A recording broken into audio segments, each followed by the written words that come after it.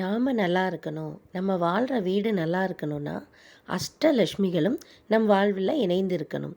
அப்போ தான் அமைதியும் சந்தோஷமும் நம் வாழ்வில் நிறைந்து இருக்கும். அதற்காக நாம் பின்பற்ற வேண்டிய சில வழிமுறைகளை முன்னோர்கள் சொல்லி கொடுத்துருக்காங்க.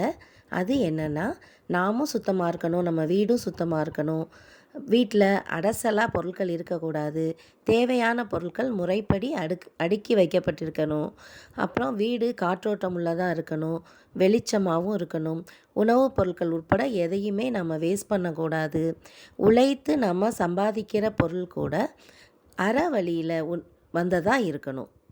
நம்முடைய வருமானத்தை தேவைப்படுபவர்களுக்கு உதவி செய்யவும் பயன்படுத்தணும். சுற்றம் உறவு நட்பு வரும்போது அவர்களை இன்முகத்தோடு வரவேற்று உபசரிக்கணும் அப்படின்னு வாழும் முறையை ஒரு கலையாகவே நமக்கு கற்றுக் கொடுத்துருக்காங்க.